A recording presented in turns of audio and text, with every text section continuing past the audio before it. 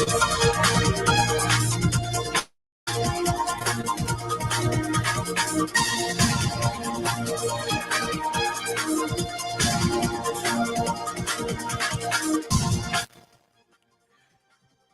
pleasant good afternoon from Morovia Kings News Broom at 1. I'm Stephen Compton. First, the headlines. Economic Community of West African States Ambassador to Liberia calls for free trade access across all ECOWAS member states. According that Ambassador Josephine Nkrumah says it will reduce time and funds in goods movement. Criminal Code assigned George Mamianta Jabate Sharif sharply reacts to George Wise's assertion of slow pace of litigation for suspected armed robbery cases at the court, terms the assertion as untruth. Eternity National Congress youth lead demand deep-seated judiciary overhaul against executives in interference. Aliyu Kiadi, ANC Youth Chairman, suggests independent oversight and appointment in the judiciary, and away from whom U.S. President Donald Trump has ordered the military to prepare for action in Nigeria to tackle Islamic military groups, accusing the government of failing to protect Christians. And as well, Tanzania's President Samia Suluhu Hassan is being sworn in shortly for a second term following an election marred by violent protests and rejected by the opposition as issued. Details of these developments, the news bulletin, and the voices of the news makers are all packaged. We are taking a very short break to be right back.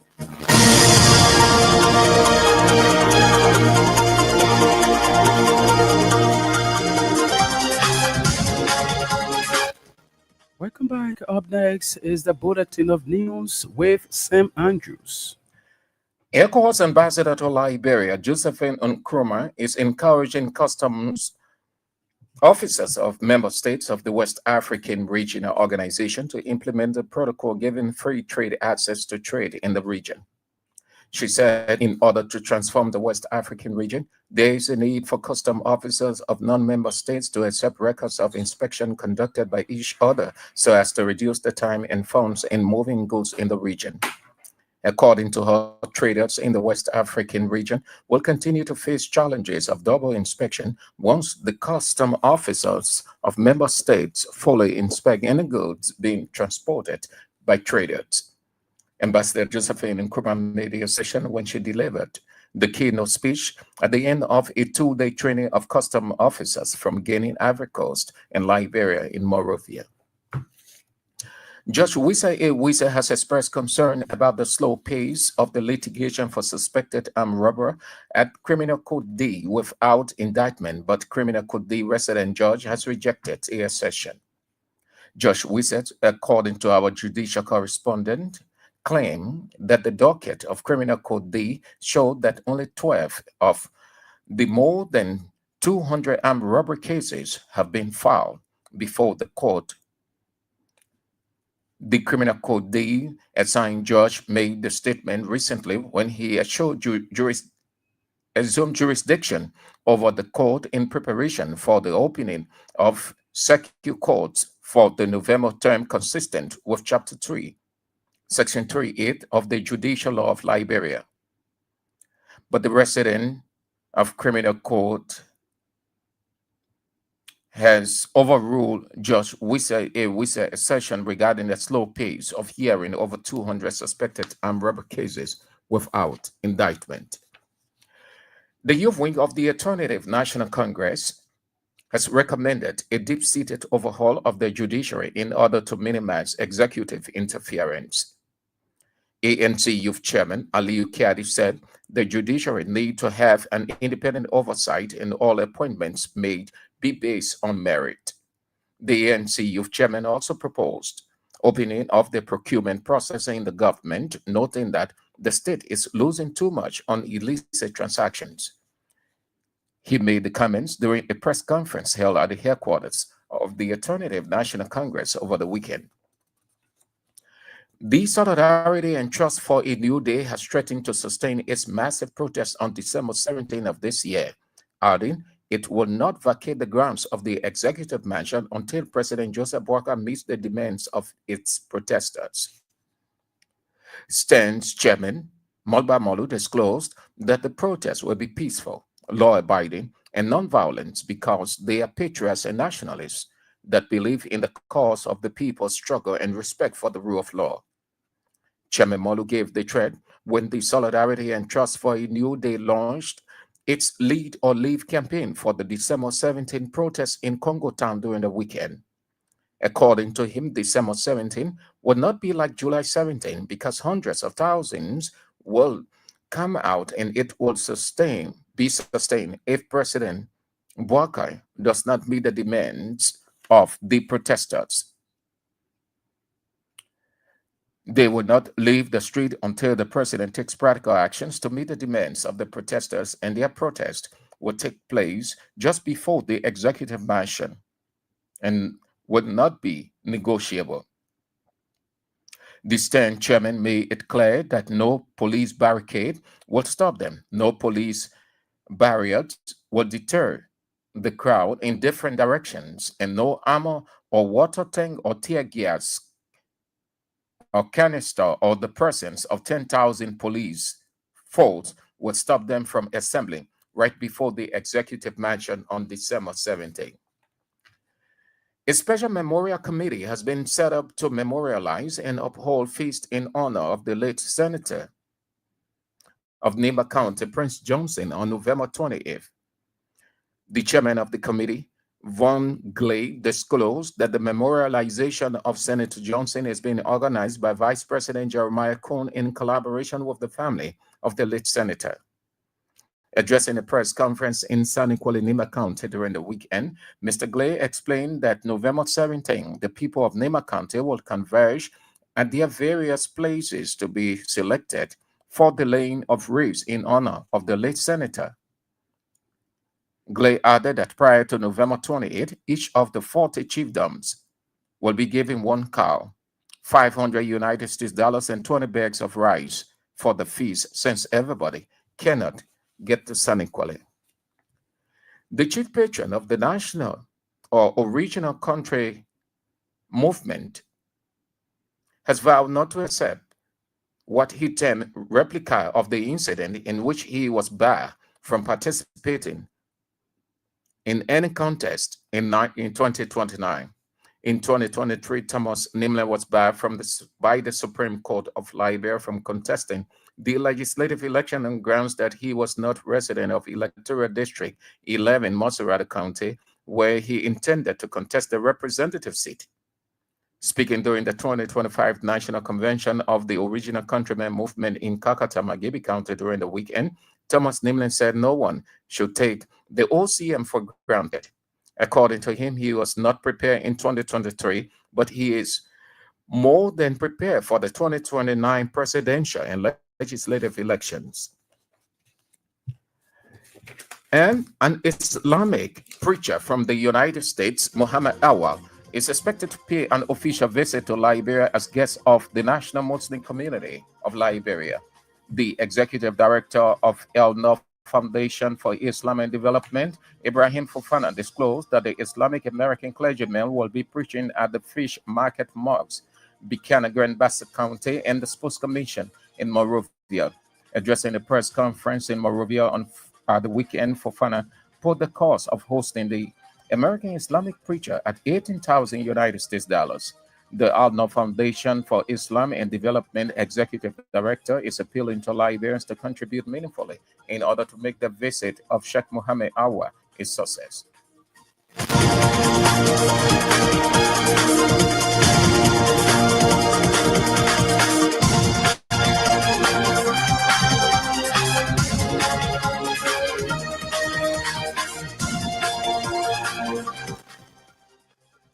Sam Andrews there with the news bulletin is a regular feature of the King's Newsroom. 45 minutes of news about Liberia and elsewhere. And one of our top developments, Economic Community of West African States ambassador to Liberia calls for free trade access across all ECOWAS member states. Ambassador Josephine Crewman says it will reduce time and funds and goods movement. We are taking a very short break. When we come back, we'll bring you voices of the news makers.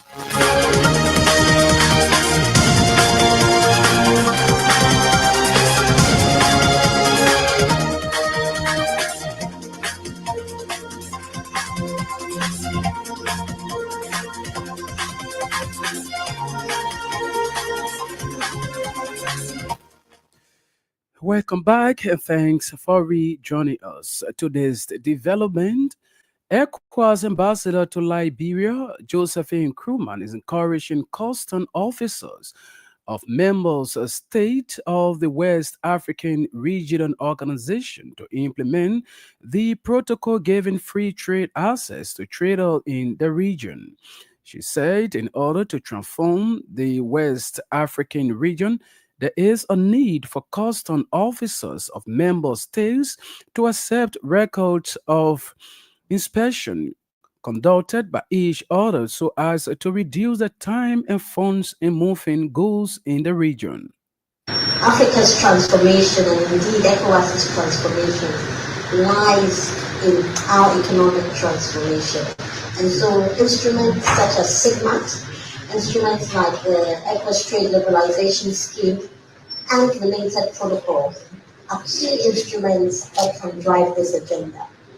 However, it's important that no matter how efficient these protocols or these instruments are, it is its efficient implementation that makes it a success. So SIGMAT on its own is a very laudable instrument that can actually bring change, that can influence trade positively, that can drive trade integration, that can build access to markets, that it rests upon us as member states to ensure that we implement this cross-border women traders and the challenges and impediments that they face in spite of what we consider our free protocols for movement, for trade.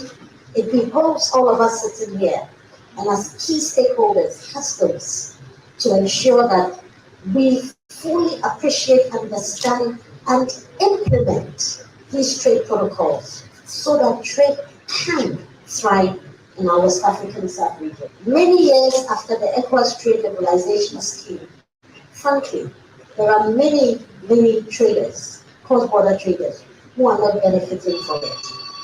When you speak to women traders in particular, for some of them, their trade, the impediments to their trade diminishes their trade capital, and its ripple effect is real. Women who cannot trade cannot support men to put food on the table for their children. They cannot support their children to go to school. They cannot afford good education, good health care. ECOWAS ambassador to Liberia, Josephine Kruma, there speaking. The solidarity and trust for a new day has threatened to sustain its massive protest on December 17 of this year, adding that it would not vacate the grounds of the Capitol building, that's the executive mansion, until President Joseph Boakai meets their demand of its protesters. Stands National Chairman Moba Molu disclosed that the protest will be peaceful, law-abiding, and non-violent because they are patriots and nationalists that believe in the cause of the people's struggle and respect for the rule of law. December 17 is not going to be like July 17. It is going to be peaceful and not violent, but it will be relentless. It will be fearless. It will be sustained. Tens of thousands, if not hundreds of thousands of Liberians will come outside on December 17th, and they will not go back inside until Joseph Boakai meet the demands of the protesters assembling on that day on the streets of Arabia. We We are coming outside. We will be peaceful, law-abiding and not violent, because we are patriots and nationalists. I believe in the cause of the people's struggle and respect the rule of law. But we will not leave the streets until Joseph Yuma Boakai take practical actions to meet the demands of protesters. As a matter of fact, December 17th gathering will take place right before the executive mansion, and that is non-negotiable. No police barricade will stop that. No police barbed wire will detour the crowd in a different direction. No more or wanting or tear gas canisters or the presence of 10,000 police units will stop us from assembling right before the executive mansion on December 17th. That is why we gather, that is why we assemble, and we question Mr. Parker to allow the people to assemble on their property on that day. The premises of the executive mansion is the property of the Lebanon people, and it deserves the right, when their safety and their security so requires, to assemble there to petition or to make demands of government to ensure their safety and their security is protected or guaranteed. December 17th is what we call the Battle of Bodomela. Joseph Parker may display a police unit that is true in violence and brutality. As we know, they are training more police in Rwanda. Let them come. They are meeting us armless or unarmed, but we have courage, we are strategic, we are relentless, and on the day of December 17th, the people of good will triumph over evil. Parker Stands National Chairman Moba Molde sending out a warning to the government of Liberia as it prepared for the December 17 protest. The chief patron of the original countrymen movement has vowed not to accept what he termed as a replica of the incident in which he was barred from participating in the 2023 election. In 2023, Thomas Nemnen was barred by the Supreme Court of Liberia for contesting in the legislative election on grounds that he was not a resident of Electoral District 11 in Monserrato County, where he intended to contest for the representative's seat. Speaking during the 2025 National Convention of the Original Countrymen Movement in Kakata, Magebe County during the weekend, Thomas Nemnen said no one should take the OCM for granted. According to him, he was not prepared in 2023, but he is more than prepared for the 2029 presidential and legislative elections in the country. Go and tell them 2023 that countryman was not prepared. 2029, everybody that knows the countryman was because I do not profess to be the Joseph of the Bible. I do not profess to be the David of the Bible. But I can tell you that whatever that is planned for evil, God has taken it around for my good. And I can see that the more they try to bring me down, the more they try to think that I'm nobody, the more God confuse them and make them feel that, no, this is my son, and you cannot touch it.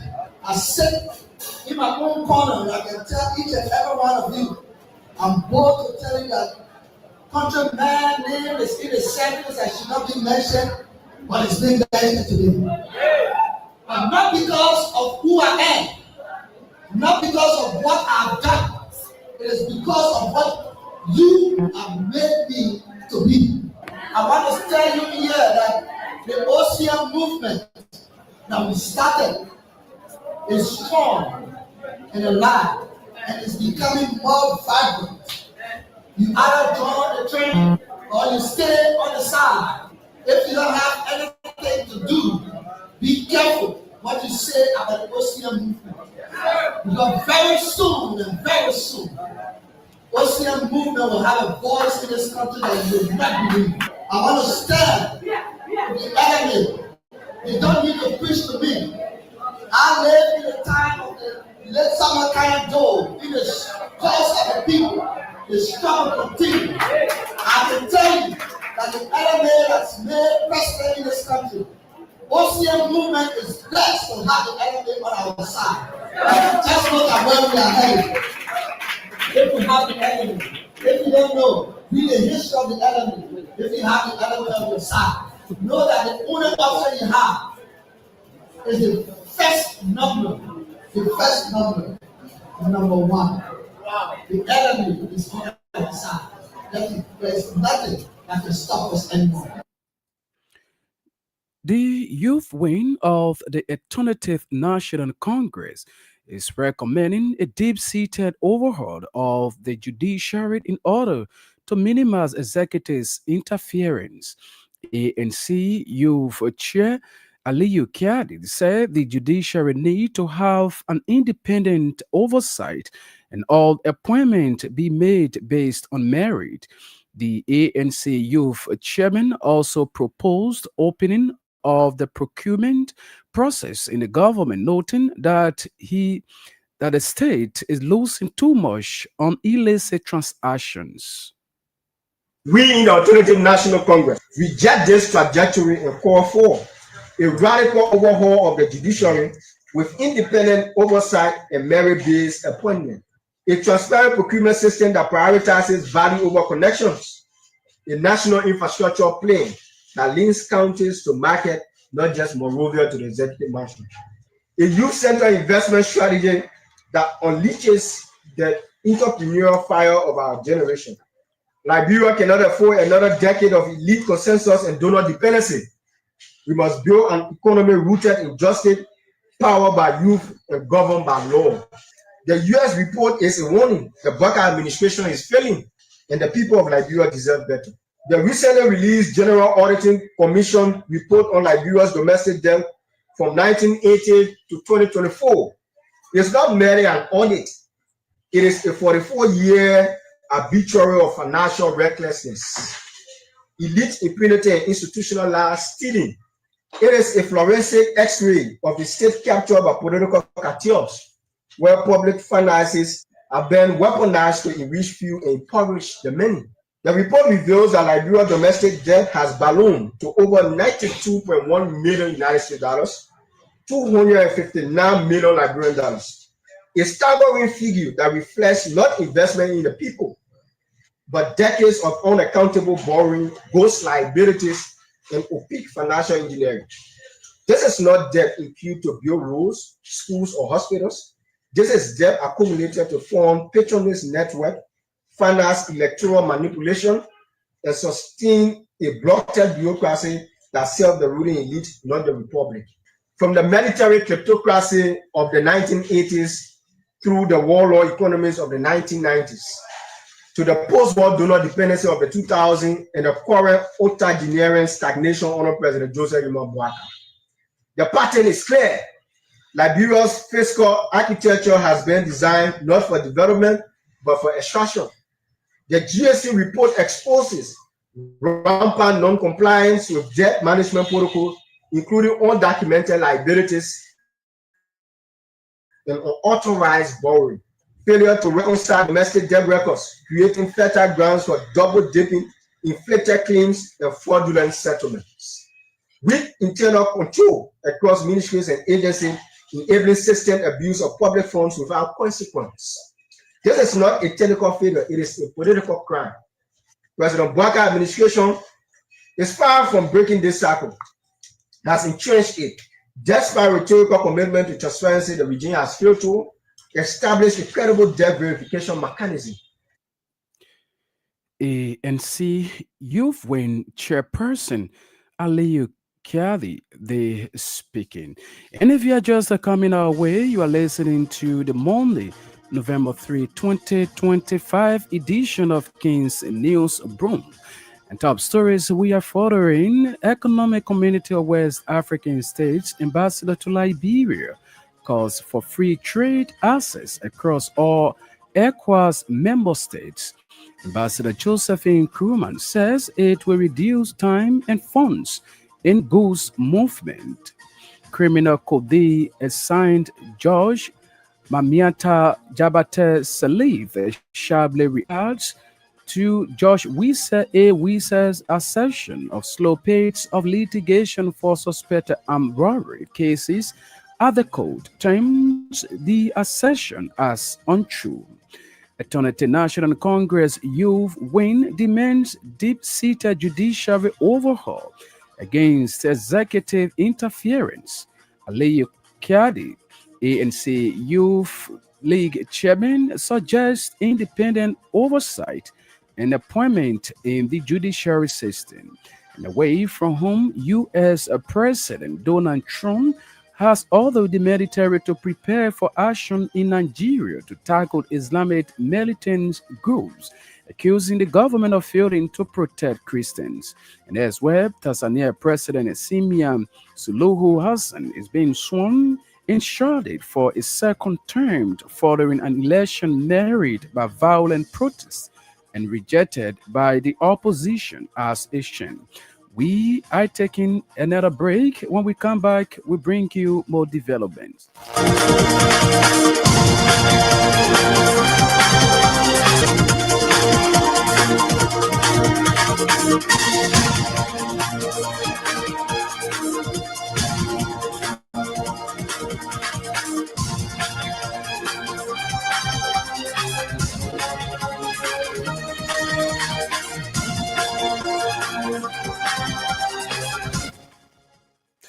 And now on today's development, a special memorial committee has been set up to memorialize and hold feast in honor of the late senator of Nima County, Prince Johnson, in on November 28, 2025. The committee, that the chairperson of the committee, Von Glade, disclosed that the theme of the late senator memorial service is being organized by Vice President Jeremiah Kuhn in collaboration with family of the late senator. Addressing a press conference in Santa Cruz, Nima County during the weekend, Glay explained that on November 27, the people of Nima County will converge at their various places to be selected for laying of wreaths in honor of the late senator. We had the first stakeholders meeting with all 40 of the chiefdom or paramount chiefs of this county. They were called to Senegal by the Honorable Superintendent Miape Bono and our able lieutenant or the administrator of the county, Mr. Daniel Sepe. We had a very fruitful meeting. At that meeting, we conveyed to them, we communicated, we told them that the vice president has decided in tandem with the family to celebrate the 1 year anniversary of passing of Senator Johnson, which is usually done in our tradition by feast. And it will be on the day he departed from this earth, November 28th, Friday. The day before November 28th, November 27th, we'll have a vigil or a quiet evening where all of us citizens of Lima and our fellow compatriots across the country, here and abroad, will identify a place in their community and set up a vigil, which is either a portrait for Senator Johnson, and we'll find flowers and any memorabilia, other items we want to use to show our reverence for the late senator, and we'll go and have a quiet moment. We expect that all across this county, even the musical and entertainment places will play very mellow music just for that evening to honor our fallen hero. The following day, the vice president will be in Lima to lead a memorial feast the traditional way, but that will be preceded by a church service that a Christian community and other religious bodies will organize for Senator Johnson, and then we'll all proceed. Right now, the superintendent has recommended to the vice president that the feast be held at the LPRC facility that we used for the burial. Each of the 40 chiefdoms in our county will have that independent and separate celebration. They will be provided with 20 bags of rice, one cow, and $500 of facilities. Their festivities on that day.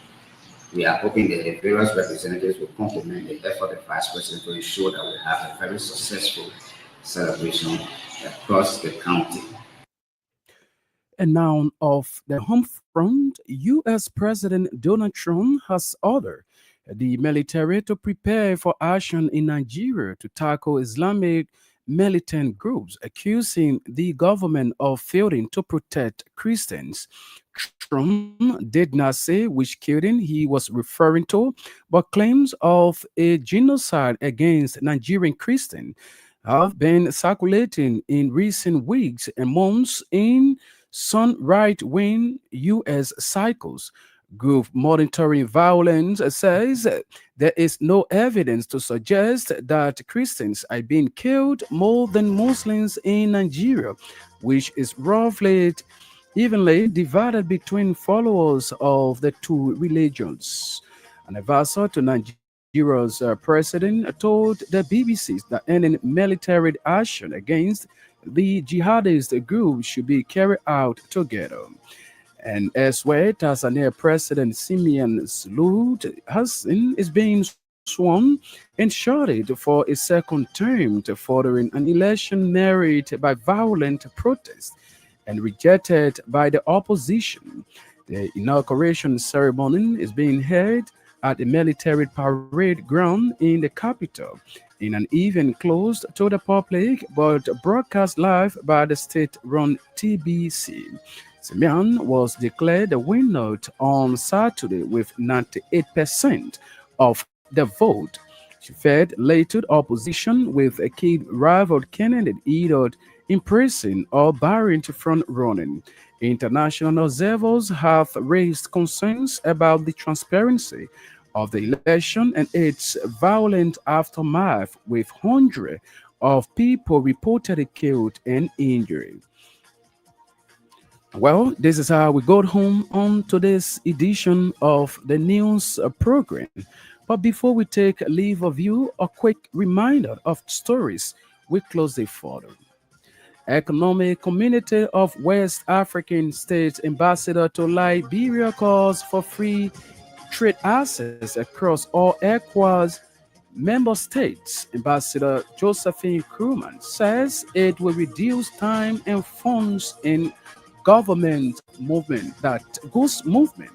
Criminal could be assigned George Mamiantad Jabate Salif sharply reacts to George Wisa assertion of slow pace of litigation for suspected armed robbery cases at the court terms the assertion as untrue.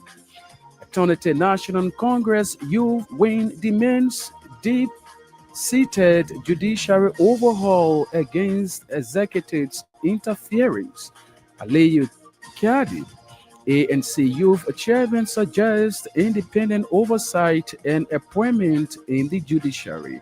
Away from home, U.S. President Donald Trump has ordered the military to prepare for action in Nigeria to tackle Islamic militant groups, accusing the government of failing to protect Christians.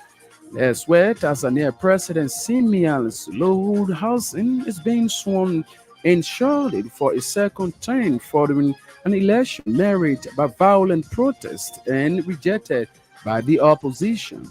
On this note, I'd like to say many thanks to our reporters and editors for making today's news presentation a success. Sam Andrews was here with the news bulletin, and Jenin Persiman sat at control and ably coordinated the sound. Stephen Compton, thanks for listening and watching.